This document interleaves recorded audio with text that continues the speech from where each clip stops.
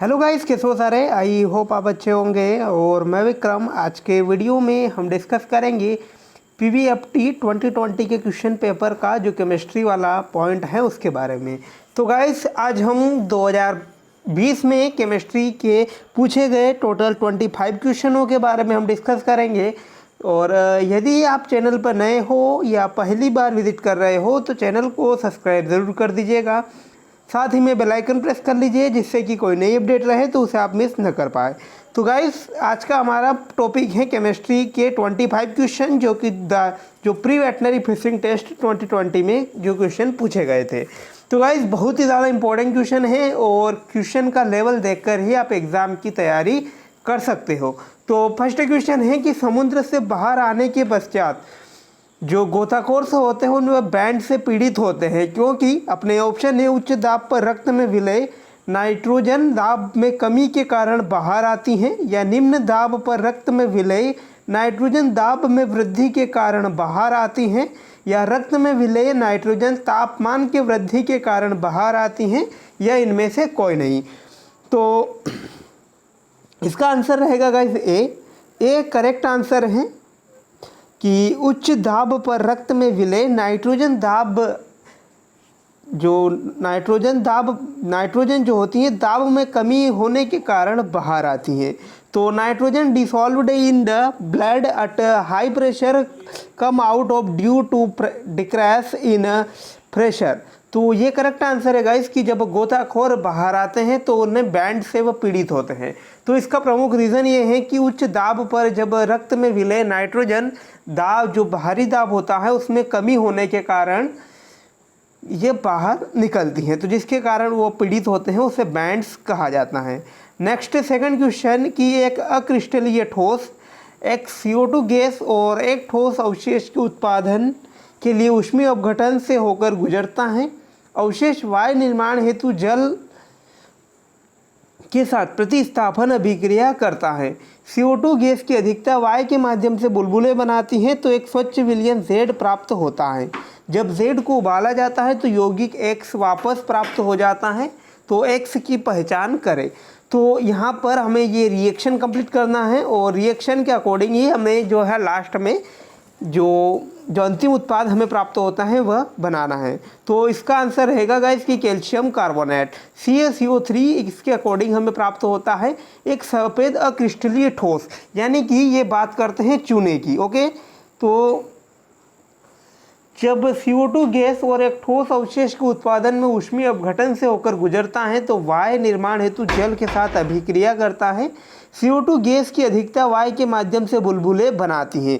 तो जब हम बात करें कि चूने में अगर जो बिना बुझा हुआ चूने की हम बात करें उसमें अगर हम पानी डालते हैं तो उसमें CO2 गैस का उत्पादन होता है। ओके, तो यहाँ पर आंसर रहेगा हमारा ए यानी CaCO3 calcium carbonate. Okay, next question कि निम्नलिखित में से कौन सा बहुलक नहीं है। ये क्वेश्चन गाइस हम डिस्कस कर चुके हैं पहले क्वेश्चन जो हमने इंपॉर्टेंट क्वेश्चन की श्रृंखलाएं चलाई थी उनमें। तो ये है आपके पॉलीमर का क्वेश्चन, बहुत ज़्यादा इंपॉर्टेंट। निम्नलिखित में से कौन सा एक समबहुलक नहीं है। तो एक समबहुलक नहीं है ऑप्शन है पॉलीमिथाइल मेथाक्रोलेट या नाइट्राइल रबर सेल्यूलोज या पॉलीविनाइल क्लोराइड।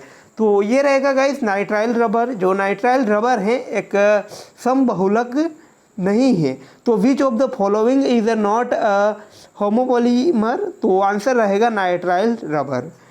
बहुत ही इजी क्वेश्चन है गाइस ये। इसके बाद नेक्स्ट क्वेश्चन कि आयनों के समुच्चय को पहचानिए जो कि सम इलेक्ट्रॉनी है। तो यहाँ पर सम इलेक्ट्रॉनिक समूह को अपने को पहचानना है गाइस। तो ये भी इजी है, आपको इसके लिए जो है कि जो दिए हुए तत्व हैं उनके परमाणु क्रमांक आपको याद रहना चाहिए। जैसे कि टाइटेनियम है, स्कैंडियम है और यहाँ पर क्या क्लोरीन है। तो क्लोरीन का जो परमाणु क्रमांक है, उसके बाद स्कैंडियम है, टाइटेनियम है। तो यहाँ पर परमाणु क्रमांक याद होना चाहिए आपको। और इसके अलावा यहाँ पर कितने इसके पास अतिरिक्त माइनस चार्ज यानी इलेक्ट्रॉन है और कितने यहाँ पर प्लस चार्ज यानी धनात्मक है। तो इसका राइट आंसर रहेगा अपना डी वाला। डी वाले के जो परमाणु क्रमांक रहेंगे गाइस सारे के सेम रहेंगे, क्योंकि कहीं पर जो कैल्शियम जैसे कि क्लोरीन है यहाँ पर हमारे पास माइनस चार्ज एक अधिक है, और इसके प्रकार हम बात करें टाइटेनियम की तो यहाँ पर हमारे पास 4 इलेक्ट्रॉन की कमी है, यानी कि 4 पॉजिटिव हैं।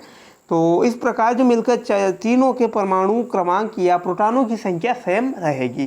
तो इस प्रकार हमारा आंसर रहेगा डी। नेक्स्ट क्वेश्चन की हम बात करें कि जब Cu+2 का विलय लवण जलीय NH3 के आधिक्य के साथ उपचारित किया जाता है तो निर्मित हुए यौगिक की पहचान करें। और तो गाइस यहाँ पर जब हम कॉपर को एक जलीय जो लवण है उसमें जो अमोनिया है उसकी अधिकता में उपचारित करते हैं तो हमें कौन सा यौगिक प्राप्त होता है। तो यह है CuNH3 2+, इसकी पूरी की पावर 2। तो यह भी इंपॉर्टेंट क्वेश्चन है गाइस। और ये है हमारे जो टॉपिक हैं उपसंयोजी यौगिक, जो अभी हमने वहाँ उसके क्वेश्चन करना है तो हम आपको बता देंगे कि वहाँ से कौन से क्वेश्चन बहुत ज़्यादा इंपॉर्टेंट है जो आपके लिए इंपॉर्टेंट बन सकते हैं। फिलहाल के लिए इसका आंसर रहेगा बी, CuNH3 2+, इसकी पूरी की संयोजकता रहेगी। नेक्स्ट क्वेश्चन जो कि आपके ऑर्गेनिक केमिस्ट्री का है तो बहुत ही इंपॉर्टेंट है ये, और ये है आपके 12th का। निम्नलिखित एल्कोहलों के बीच अंतर करने के लिए आप कौन से परीक्षण का प्रयोग करेंगे। तो ऑप्शन है हमारे पास बेंजाइल अल्कोहल या टार्ट ब्यूटी अल्कोहल या आइसोप्रोपिल अल्कोहल। ऑप्शन है स्त्रीकरण अभिक्रिया परीक्षण या उदासीन FeCl3 परीक्षण, ब्रोमीन जल परीक्षण या ल्यूकास परीक्षण। तो इसका आंसर रहेगा गाइस ल्यूकास परीक्षण। ल्यूकास परीक्षण के माध्यम से हम जो है जो benzyl alcohol, tart butyl alcohol और आइसोप्रोपिल अल्कोहल में परीक्षण कर पाएंगे आसानी से। ओके गाइस, तो इम्पोर्टेंट है सारे। नेक्स्ट क्वेश्चन कि बेंजीन के 4 मोल को टॉलुइन के 6 मोल के साथ मिलाकर एक आदर्श विलयन तैयार किया जाता है यदि शुद्ध बेंजीन और शुद्ध टॉलुइन का वाष्पदाब क्रमशः 21.2 के पास्कल और 8.0 के पास्कल है तो विलयन का कुल वाष्पदाब क्या होगा। तो यहाँ पर हमें विलयन का वाष्पदाब याद करना है गाइस। तो ये भी एक इम्पॉर्टेंट क्वेश्चन है और ये आपके जो टॉपिक है विलयन सॉल्यूशन तो उसका एक बहुत इम्पॉर्टेंट क्वेश्चन है। इसका आंसर रहेगा फर्स्ट 13.28 के पास्कल। तो इम्पॉर्टेंट क्वेश्चन है ये। इसके बाद नेक्स्ट क्वेश्चन की हम बात करें कि कक्षीय आरेख जो पाउली की अपवर्जन नियम और हुंड के बहुलता का नियम का उल्लंघन करता है तो कौन सा जो है हुंड की बहुलता का नियम का उल्लंघन करता है। ये गाइस आपका 11th का टॉपिक है और बहुत ज़्यादा इंपॉर्टेंट है। तो इसका आंसर रहेगा हमारा फर्स्ट, क्योंकि फर्स्ट में अगर हुंड की बहुलता का नियम की अगर हम देखें तो पहले तो ये इलेक्ट्रॉन एस ब्लॉक में भरे, इसके बाद पी ब्लॉक में भरे जाएंगे। ओके गाइस, तो यहाँ पर पहले एक एक इलेक्ट्रॉन भरे जाएंगे, उसके बाद जब इलेक्ट्रॉन की कमी होती है तो यहाँ पर इलेक्ट्रॉन भरे जाएंगे। तो कौन सा इलेक्ट्रॉन जो उल्लंघन करता है यानी नियमों का, तो देखते हैं। तो इसका आंसर रहेगा फर्स्ट और अदर थर्ड ऑप्शन अगर हम देखें तो ये किस प्रकार उल्लंघन नहीं करते हैं। तो उल्लंघन ये नहीं करते हैं क्योंकि पहले 2 इलेक्ट्रॉन एक कक्षा में एस उपकोष में हम भरेंगे, उसके बाद हम एक एक जो इलेक्ट्रॉन रहेंगे उनको पी कोष में भरेंगे। तो यानी कि हमारा बी करेक्ट है क्योंकि पहले हमने 2 जो रहे एस ब्लॉक में भरे, उसके बाद पी ब्लॉक में हमने यहाँ पर भरे। इसी प्रकार थर्ड भी इसी प्रकार रहेगा। और फोर्थ की हम बात करें तो पहले हमने एस ब्लॉक पूरा कंप्लीट किया और पी ब्लॉक में हमने पहले एक एक इलेक्ट्रॉन भरा और उसके बाद हमारे पास एक इलेक्ट्रॉन शेष था तो उसे हमने दोबारा पी कक्षक में भरा। तो जो ए आंसर रहेगा हमारा ये जो पाउली के अपवर्जन का नियम और हुंड की बहुलता का नियम के उल्लंघन करता है। इंपॉर्टेंट क्वेश्चन है गाइस ये बहुत ही ज़्यादा, और ये आपके 11th का जो फर्स्ट सेकंड चैप्टर है उनका बहुत ही ज़्यादा इंपॉर्टेंट क्वेश्चन है। नेक्स्ट क्वेश्चन कि प्रबल अम्ल और दुर्बल अम्ल के बीच अनुमापन टाइट्रेशन के अंतिम बिंदु को निर्धारित करने के लिए संकेतन का उपयोग किए जाने वाला सबसे अच्छा है। तो फिनॉल रेड या फिनोप्थलीन या मेथिलीन रेड या मेथिल ऑरेंज। तो ये गाइस जो टाइट्रेशन होता है प्रबल अम्ल और दुर्बल क्षार के बीच, तो उसके संकेतन का उपयोग करने के लिए सबसे बेस्ट जो है मेथिल ऑरेंज, ये इंपॉर्टेंट है गाइस। तो देख ले अच्छी तरह से आप, इससे रिलेटेड और क्वेश्चन बनते हैं वो। तो नेक्स्ट क्वेश्चन, निम्नलिखित में से कौन सा धातु युग्म है जो स्व अपचयन विधि द्वारा उसके अयस्क को उत्पादन किया जा सकता है? ऑप्शन है AgS Cu2S, या सेकंड ऑप्शन है ZnS एंड FeS, या थर्ड ऑप्शन है PbS या ZnS, या डी ऑप्शन हमारे पास जो है कि FeS या PbS। तो गाइज ये रहेगा आंसर 10 आंसर कि HgS एंड Cu2S। ये भी इंपॉर्टेंट क्वेश्चन है गाइज। इसके बाद नेक्स्ट क्वेश्चन, निम्नलिखित में से कौन सा मिलान गलत है? तो कौन सा मिलान गलत है कि फिशर ट्रॉप्स अभिक्रिया में उत्प्रेरक के तौर पर कोबाल्ट का यूज़ किया जाता है, या ओस्टवाल्ड विधि में उत्प्रेरक के तौर पर प्लेटिनम का यूज़ किया जाता है, या हाइड्रोजनीकरण में उत्प्रेरक के तौर पर निकल या निकिल धातु का उपयोग किया जाता है, या जिगरलैंड नाटा उत्प्रेरक में जो यूज़ किया जाता है RHCl PPH3 2। तो गाइज यहाँ पर आंसर रहेगा डी, यानी डी हमारा जो करेक्ट आंसर रहेगा कि जो जिगरलैंड नाटा उत्प्रेरक है उनमें RHCl PPH3 का यूज़ नहीं किया जाता है, जबकि जो फिशर ट्रॉप्स अभिक्रिया है उसमें उत्प्रेरक के तौर पर कोबाल्ट का यूज़ किया जाता है। और अगर हम बात करें ओस्टवाल्ड विधि, उसमें उत्प्रेरक के तौर पर प्लेटिनम का यूज़ किया जाता है, और हाइड्रोजनीकरण जो रिएक्शन होती है उनमें उत्प्रेरक के तौर पर निकिल का उपयोग किया जाता है। नेक्स्ट क्वेश्चन की हम बात करें कि नेक्स्ट क्वेश्चन हमारा है कि सोडियम क्लोराइड से सोडियम धातु को निष्कासित करने के लिए निम्नलिखित में से कौन सी अभिक्रिया अपनाई जाती है? ऑप्शन है स्वअपचयन, या कार्बन के साथ अपचयन, या संगलित NaCl का विद्युत अपघटन, या साइनाइड प्रक्रम का उपयोग करके निष्कर्षण किया जाता है। तो which on the following method is adopted to extract sodium metal from sodium chloride? तो सोडियम क्लोराइड यानी NaCl से सोडियम धातु को निष्कासित करने के लिए कौन सी विधि का उपयोग किया जाता है? तो ये रहेगा गाइज सी, संगलित NaCl का विद्युत अपघटन। जो संगलित यानी कि इलेक्ट्रोलाइसिस ऑफ फ्यूज्ड NaCl, तो जो NaCl या सोडियम क्लोराइड है उसका विद्युत अपघटन के माध्यम से आप सोडियम क्लोराइड से सोडियम को अलग कर सकते हैं। नेक्स्ट क्वेश्चन, अणु XY के प्रतिशत आयनिक लक्षण की गणना करें जबकि प्रेक्षित द्विध्रुव आघूर्ण 1.03 D है और आबंध की लंबाई 1.27 एंगस्ट्रॉन है। ऑप्शन जो रहेंगे कि 83.11 या 16.89 या 18.8 या 50। तो आंसर रहेगा बी 16.89। 16.89 बिल्कुल राइट आंसर रहेगा हमारा। नेक्स्ट क्वेश्चन की प्रोटीन के बारे में निम्नलिखित में से कौन सा कथन गलत है? Which of the following sentence incorrect about proteins? तो ऑप्शन है प्रोटीन की प्रकृति उभयधर्मी है, प्रोटीन्स आर इम्पोट्रिक इज नेचर, या सभी प्रोटीन प्रकाशीय सक्रिय है, या सभी प्रोटीन एंजाइम है, या प्रोटीन जल के कोलाइड तंत्र बनाते हैं। तो जो थर्ड आंसर रहेगा गाइस हमारे पास आल प्रोटीन आर एंजाइम। तो ये एक गलत कथन है क्योंकि सभी प्रोटीन जो होते हैं एंजाइम नहीं होते हैं। ओके, लेकिन जो एंजाइम जो होते हैं, सारे जो एंजाइम होते हैं वो प्रोटीन अवश्य होते हैं, लेकिन सारे प्रोटीन एंजाइम नहीं होते हैं। तो बहुत इंपॉर्टेंट है ये।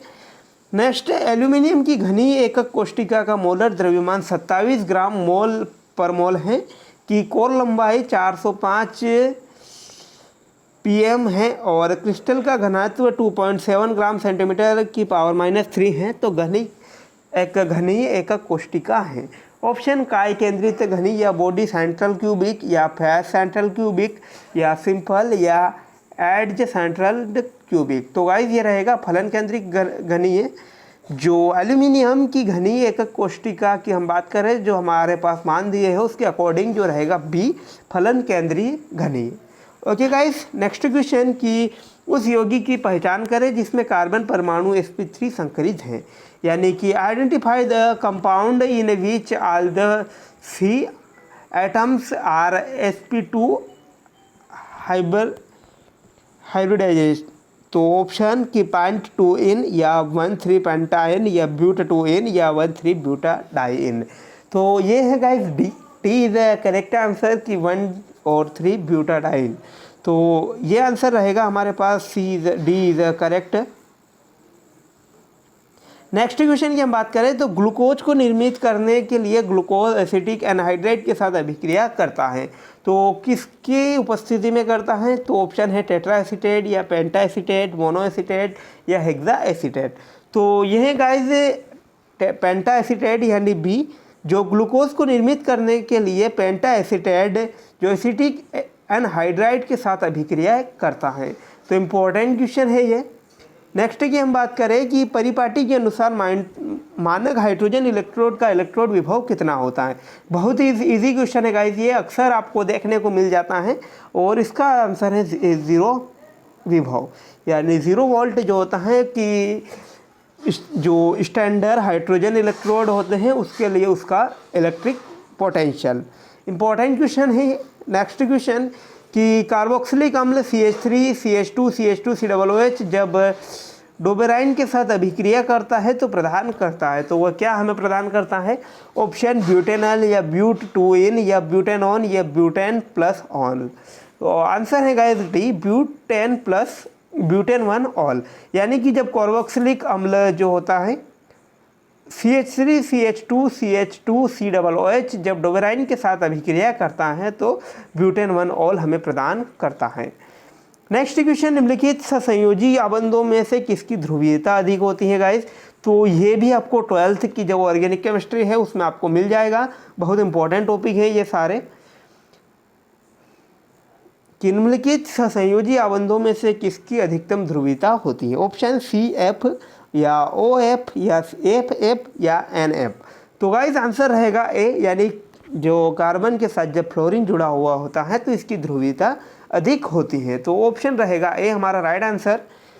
नेक्स्ट क्वेश्चन कि हमें यहाँ पर एक रिएक्शन जो है कंप्लीट करनी है कि KMnO4 plus Ki plus H2O जब हम रिएक्शन करते हैं तो KOH के साथ हमें डैश डैश प्राप्त होता है। तो Ki जली के साथ क्षारीय माध्यम में हुई KMnO4 की निम्नलिखित उपापचयी अभिक्रियाएं रेडॉक्स अभिक्रियाओं को पूरा करें। तो हमें क्या हमें यहाँ पर मिलता है? ऑप्शन है MnO2 प्लस KiO3 या फिर ऑप्शन MnI2 या I3। इसके बाद MnO2 प्लस I2 या MnI2 प्लस KiO3। तो गाइस ये रहेगा ए, जब हमें प्राप्त होता है मैग्नीज डाइऑक्साइड और जो KiO3। जब पोटेशियम परमैंगनेट की क्रिया हम Ki और जल की उपस्थिति में कराते हैं तो हमें प्राप्त होता है पोटेशियम हाइड्रोक्साइड के साथ MnO2 और KiO3। तो ये सारी रिएक्शन आप ऑर्गेनिक केमिस्ट्री में देखोगे तो आपको बहुत ही ईजी लगेगी अगर आप समझ जाओ ना अच्छी तरह से। नेक्स्ट एक संकुल यौगिक हम बात करें उसकी CdNH3 2+ का स्थायित्व स्थिरांक 7.0 है, तो इसका वियोजन स्थिरांक मान क्या होगा? ऑप्शन 0.143 या 1.75 या -7 या 3.5। तो यह आंसर रहेगा ए कि 0.143। नेक्स्ट क्वेश्चन एक हमें रिएक्शन कंप्लीट करना है कि 1/2x प्लस 3/2y जो रिएक्शन है जो हमें यहाँ पर प्रोडक्ट के रूप में Z मिलता है। तो गैसीय अभिक्रिया x प्लस 3y 2Z पर विचार करें जहाँ 400 केल्विन ताप पर डेल्टा H और डेल्टा S क्रमशः जो -90 कैलोरी जूल और -200 जूल पर के हैं, तो समान तापमान पर निम्नलिखित अभिक्रिया के लिए जो एंथैल्पी है उसका मान हमें यहाँ पर ज्ञात करना है। तो इम्पोर्टेंट क्वेश्चन है और इसका आंसर रहेगा -5 की से। इसके बाद नेक्स्ट क्वेश्चन की हम बात करें धनायनों के गुणात्मक विश्लेषण के दौरान Zn2+ को अवक्षेपित करने हेतु आवश्यक अभिकर्मक कौन से हैं? ऑप्शन NH4OH और NH4 या CO3। इसके बाद सेकंड ऑप्शन NH4Cl2 जो कि सॉलिड अवस्था में है। इसके बाद NH4OH या NH4Cl2 या NH4OH H2S, या डी ऑप्शन है कि HCl प्लस H2S। तो गाइज आंसर रहेगा सी, NH4Cl2CLS या NH4OH और H2S। तो गाइज यदि आप बैठकर यदि सॉल्व कर रहे हैं तो वीडियो को आप पॉज दे करके आप क्वेश्चन को अच्छी देर तक रोक करके आप क्वेश्चन नोट कर सकते हैं। आज का हमारा लास्ट क्वेश्चन कि 273 केल्विन पर बेयर अभिकर्मक के साथ अभिक्रिया करने पर हम पर एक असंतृप्त हाइड्रोकार्बन डायोल प्रदान करता है। डायोल का उपयोग ठंडे मौसम वाली परिस्थितियों के तहत उपयोग किए जाने वाले मोटर कार रेडिएटर में शीतलक के तौर पर किया जाता है। तो एल्किन की पहचान करें। ऑप्शन है एथिल, प्रोपेन या पेंटोइन या एथाइन। और right answer guys ethene. Ethene जो होता है 273 केल्विन ताप पर बेयर अभिकर्मक के साथ अभिक्रिया करने पर असंतृप्त हाइड्रोकार्बन डायोल प्रदान करता है। और डायोल का उपयोग जो है ठंडे मौसम वाली परिस्थितियों के तहत उपयोग जो मोटर का रेडिएटर में शीतलक के रूप में प्रयोग किया जाता है। तो इम्पोर्टेंट क्वेश्चन है गाइस। तो आज के वीडियो में यहीं तक हमारे क्वेश्चन इंपॉर्टेंट थे। तो आई होप दैट आपको वीडियो जो है पसंद आया होगा और मिलते हैं नई अपडेट के साथ। तब तक धन्यवाद। और आप हमारे चैनल को सब्सक्राइब कर लीजिएगा जहां पर आपको सारे प्रकार के क्वेश्चन पेपर मिल जाएंगे जो प्रीवाइस क्वेश्चन है पीबी के। तो थैंक्स फॉर वॉचिंग। मिलते हैं नई अपडेट के साथ। तब तक धन्यवाद।